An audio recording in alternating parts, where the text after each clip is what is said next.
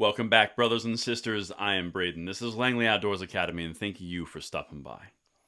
All right, guys, what we're going to talk about tonight is your amazing, generous gift from the federal government to this particular state. Not only were you generous in giving your funds away, you also officially funded a gun buyback program.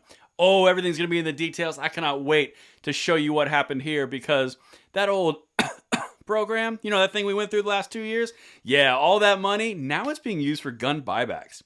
I know, I can almost hear your excitement. As per usual, everything is linked in the description box below. I cannot wait to hear what you guys think on this one. And I've got to say a quick word from a returning weekend sponsor, Nautilus Ammunition. But after that, I'm going to show you everything. And I hope you're sitting down because this one might boil your brain a little bit. But let's get it. Now, this video and all the videos this weekend are brought to you by Nautilus Ammunition. Nautilus offers a unique opportunity for your freedom seeds. Specializing in American-made 9mm and 223, they have a subscription service which ships fast and directly to your door. By cutting out retail and shipping straight from the manufacturer, you win in a big way. We're talking about saving $3 to $5 a box on this stuff, and you know how big of a deal that is. To get updates on sales and product releases, head on over to their Instagram, which is linked in the description, and thank you so much to Nautilus Ammunition for making the videos this weekend possible. All right, you generous brothers and sisters, let me show you how your tax dollars were used, most recently in Virginia. I know, you're already gleaming with pride. Check this out. Richmond gun buyback ends after 3.5 hours. $67,500 in gift cards handed out. Retired officer calls Richmond gun buybacks a win for everyone. So here's my little personal stance on this. If you want to voluntarily sell your gun to the government for destruction because you simply don't want it anymore, that's your business. It's your property. It's a decision that you're making of your own volition. The point at which I have a serious problem is really twofold. One, when you start throwing around the words mandatory in front of gun buyback, yeah, no, that ain't happening. That's not good. And then the second one is when you start to say that it's going to avoid crime, it's going to stop crime, everything is all about the individual gun.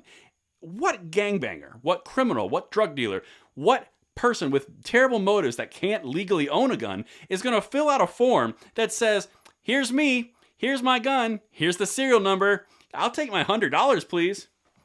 Come on now, a little common sense, just a smidgen, but let's get into it. Let me show you what happened here. Richmond, Virginia. Richmond's first ever gun buyback initiative aimed at combating rising gun violence ended after $67,500 worth of gift cards were exchanged for firearms over 3.5 hours Saturday.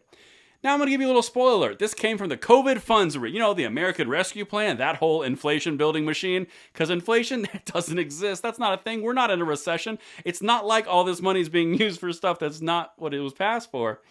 Awkward. All right, let's keep going.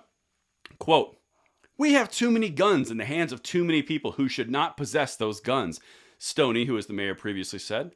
He believes the event was a step toward making the city safer by getting guns off the street and providing a safe disposal for them. Again, fine. You want to sell your own property to the government? Fine. Cool. That's your thing. But again, the notion that this is going to stop crime from criminals who utilize those firearms for nefarious purposes is kind of laughable. What you're getting is a paid recycling program. Anyway, let's keep going. Together, talking about a organization from California, together they created Richmond's first drive-through gun buyback program, where people drove up with their unloaded guns in their trucks for officials to evaluate. Then, per Virginia law, participants had to fill out a brief form explaining why they were turning the gun in. This is no longer good for my drug dealing activities. Need something larger. Thanks for the bonus. Who's going to fill that out? No one. But anyway, let's keep going. Here's what the actual values were. Then they were offered gift cards from Amazon, Foot Locker, Walmart, and Kroger. The value depended on the type of firearm that was turned in. $250 for an assault weapon, $200 for a handgun, $150 for a rifle, and $25 for an inoperable gun. What do you bet between you and I'm going to look at these numbers in a week when they release them, that a majority of these were handguns that were valued under $200, which the money's then going to go elsewhere? Or do you think it's $25 for an inoperable gun? Of those, let me know in the comments what you think was actually the money allocated for. Because $250 for an AR, no one's going to do that. Anyway, let's keep going. This is the part where your head's going to set on fire. The $67,500 in gift cards, which was funded from the city's COVID-19 relief, generated quite a turnout. So federal taxpayer funds from the entire United States was diverted to Virginia into this city, and this city decided they were going to use it on a gun buyback program. Congratulations, you magnanimous, amazing person, you generous human being. You didn't know you had it in you, did you? But check this out, because this is just plain silly. Glenwood Burley, a retired Richmond police officer, said the line of cars was unexpected and he considered the event a big win. This part blows my mind. Quote, any gun that you can get out of someone's bedroom that someone may break in and take someone's life with it next week, this is a win for everyone in the city. So your argument for doing a buyback program, a voluntary buyback program, is in the event of a break-in, which is the whole point of having the gun's no longer there, so the person is now a victim of the robber. just a smidgen of common sense. Like, that statement is so silly, and it's from a police officer. But here's the counterpoint. At least they put this in the article. Quote, it will not be the gangbangers that say, guess what? I'm going to relinquish my gun over to you because you don't know what that gun might have on it. Pastor Valerie Coley said earlier this week, quote, some things are just common sense. You also have to look at the different demographics involved, talking about criminals and things of that nature. And now the really uncomfortable part about how no proof it works. Similar programs have been implemented in other cities across the country, including some in Virginia.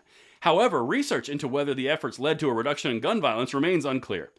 If there was evidence that this actually had a reduction in any type of gun crime or crime in general, or violent crime, don't you think the gun controllers would be trumpeting that from the rooftops right after they say 45,000 deaths for firearms every year, and right before they say we need red flag laws? I mean, literally, it would be like right there, but they don't say it because it doesn't work. There's no evidence that it does. Following the event, the serial codes of the guns will be checked by police.